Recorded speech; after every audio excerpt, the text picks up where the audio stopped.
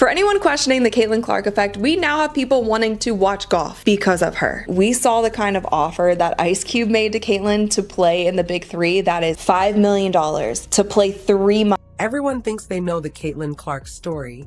Rookie sensation, record breaker, the player bringing unprecedented attention to the WNBA. But the truth is far stranger than the headlines suggest. It begins with a staggering $10 million earned off the court. A salary that's not just a publicity gold mine, but also a quiet power move that has the league scrambling to keep up. Higher than the NBA. So I was like, oh, what's she going to get paid? Because finally, you can get a real paycheck. And then I saw it and I was like, this can't be right. Because this is what it is. In the first year, Caitlin Clark will earn $76,535. Caitlin Clark has just proven that you don't need to be on the court 24/7 to pull in millions. While others are grinding through their 9-to-5s, this rookie is cashing 6-figure checks simply for showing up and talking. Brands are flying her across the country, paying more than the cost of a house just for her presence on their stage. Meanwhile, the WNBA itself seems to be tossing her peanuts by comparison, that she's built a staggering $10 million empire by turning her off-court presence into pure financial power. And yes, it's thrilling to see the player who so many felt sorry for now earning more zeros than some seasoned NBA veterans. But that's just the beginning. The story goes much deeper than the paycheck. And I'm so happy for her to get the $28 million. Not only is Caitlin Clark raking in money hand over fist, but she's also rewriting the rules of sports marketing. While the WNBA struggles with visibility, platform, and influence, she's effortlessly captured it all and used it to quiet critics and rivals alike. Brace yourself. Caitlin Clark has changed the game, and not everyone is happy about it. From a pure marketing perspective, she's more valuable than nearly any professional basketball player in the world. Her brilliance isn't just on the court. It's in her ability to shape the entire narrative. She treats the WNBA not as the ultimate destination, but as a strategic springboard for unprecedented visibility. Millions follow her every move, and the attention she commands far outweighs any game day paycheck. Caitlin Clark's last WNBA playoff game had over 2.6 million viewers, and now we are seeing the ratings dip under 1 million views. But here's where it gets really wild. While other athletes are focused on racking up points, Caitlin Clark is building a brand that earns money from every single interaction. She's charging $100,000 for a half-hour virtual appearance, and easily double or triple that for in-person events. This year alone, she's pocketed at least $600,000 just for showing up and talking. That's not work, that's printing money. Brands are lining up because she's magnetic, authentic, and a walking inspiration. People don't just listen to her, they believe her. On top of that, her endorsement deals rival industry titans like Nike, Wilson, and State Farm. Nike reportedly signed her for millions without even needing a pitch. Caitlin Clark doesn't have to prove her worth. Her name does the heavy lifting. State Farm likely spent a huge portion of their advertising budget just to feature her in a single quirky commercial. Wilson, the iconic basketball brand, essentially handed her a blank check. Each deal doesn't just reinforce her status as a player, it cements her as a global phenomenon.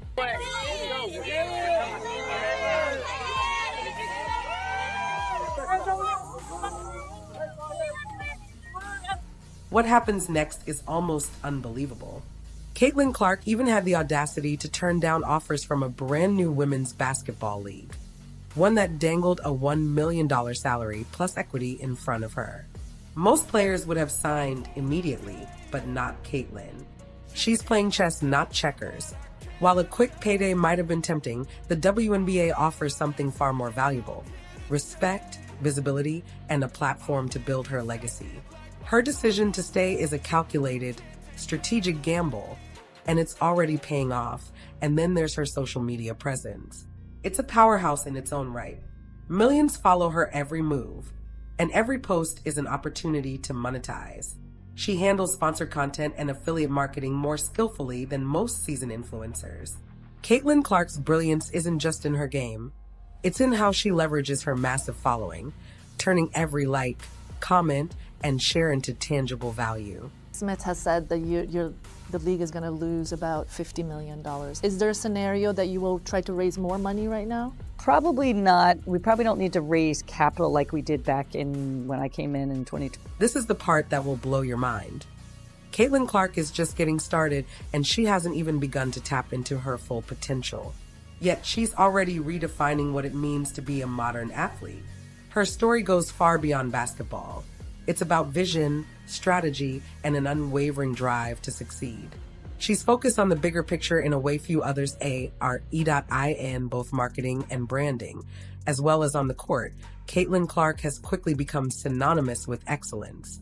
At just 22 years old, she's more than an athlete. She's a walking, talking, dunking money machine. Companies are willing to pay astronomical sums for her time. 30 minutes with Caitlin Clark can earn six figures because she has mastered monetizing her fame in ways most veteran pros can only dream of. That it's not just what she says or does. It's the ripple effect her presence creates. The buzz in the room, the social media explosions, the headlines the next day. No matter how large their marketing teams, brands simply cannot replicate that kind of organic influence.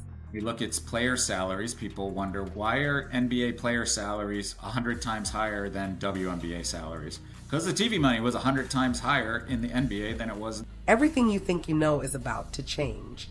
Caitlin Clark isn't done yet. She's signing deals that would make even the most established legends envious.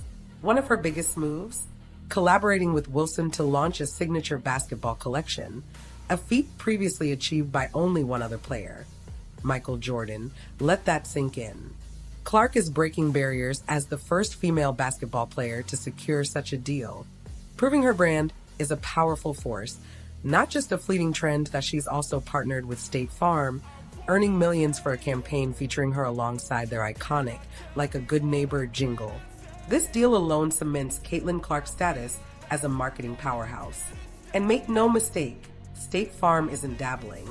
They're fully committed to the phenomenon that is Caitlin Clark. Magic moment, if you recall, from 1979 when those two rookies came in from a big college rivalry, one white, one black. And so we have that moment with these two. But the one thing I know about sports, you need rivalry. That's what makes people watch. They want to watch games of consequence. However, her reported 8-year, $28 million Nike contract is staggering for a rookie. But here's the catch, and it's a big one. While the deal looks massive on paper, it conspicuously lacks a signature shoe. For athletes of her caliber, signature sneakers are the primary revenue driver. Think Michael Jordan or Stephen Curry, whose brands became multi-billion-dollar empires through shoe sales alone. Even though Clark's contract appears enormous, it could pale in comparison to what she's leaving on the table without her own iconic footwear. Every fan who admires her, every young player who looks up to her, would buy a pair in a heartbeat. Yet Nike hasn't fully capitalized on this opportunity. No dedicated merchandise, no commercials, and crucially, no signature shoes. It's like sitting on a gold mine and refusing to dig. Now imagine the frenzy if Caitlin Clark stepped onto the court during the WNBA playoffs wearing her very own signature sneakers. The impact would be monumental, both culturally and financially. Like, whatever really happens with Caitlin Clark, I would say her big thing is to be ready for the WNBA season. And people are like, why? She's only making $70,000 in the WNBA. What is the point of her worrying about that league rather than trying to push for other leagues and other ways of making more money? Because the WNBA is what's getting the most. Every basketball fan, young and old, would clamor for a piece of Caitlin Clark's magic, and releasing her shoes immediately after a game would spark an unprecedented sales surge. Yet Nike seems to be dragging its feet, making her deal, while impressive, feel like it's missing a crucial X factor. Experts agree her marketability surpasses that of many seasoned pros because her appeal isn't just national, it's global. Every game she plays draws millions of viewers, capturing the kind of attention that brands typically spend billions to achieve. The sobering truth? Nike risks losing momentum the longer they wait. Every day without a signature shoe is a missed opportunity, especially with Clark's star power at its peak.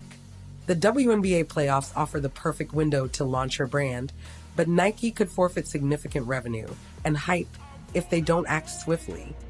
Caitlin Clark's success isn't just about her talent on the court.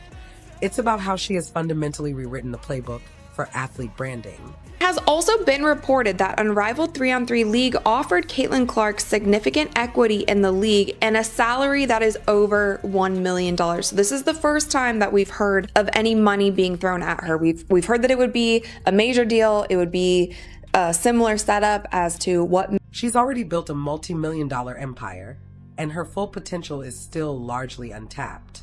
With the right strategic moves, Caitlin Clark isn't just dominating on the court, she's winning decisively in the business world as well. Nike may be slow to catch on, but the rest of the sports marketing industry is watching her every move, taking notes on how she's revolutionizing the game. For example, by finally releasing her signature shoe, she could easily become a billion-dollar brand. There's no doubt that Clark's future ventures will be game changers. Her approach is a masterclass in playing the long game. Caitlin Clark isn't chasing fleeting fame or quick wins. She's meticulously building something that will endure long after her playing days are over, and she's doing it entirely on her own terms. Whether she's sinking jaw-dropping three-pointers on the court or orchestrating multi-million-dollar deals off it, one thing is abundantly clear. Caitlin Clark is unstoppable. Days for top talent. So a lot of people are saying, oh, why is Caitlin Clark she should play in Unrivaled, she's making like $1 million. She should play in X, Y, and Z league. She should make some money doing that. Or, Caitlin Clark can do X. No handouts. That phrase is shaping up to define this entire era of WNBA labor relations. What Caitlin Clark, Aya Wilson, and the other top stars are really saying is simple. You don't get to use our names, our brands, and our star power as weapons in a fight we never agreed to. And it's a completely reasonable stance.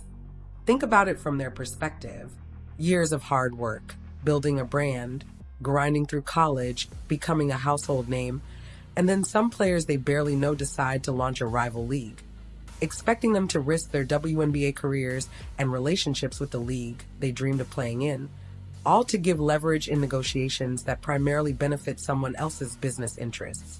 That's not solidarity, that's exploitation. The top players just drew a firm line in the sand. Now the big question is, what happens next? Does the Players Association still have any leverage? Can they negotiate a fair CBA without the threat of these star players walking? Or did they just lose their strongest card? And when the owners realize they hold all the power, how will they act? Drop your thoughts below. This CBA negotiation is about to get messy.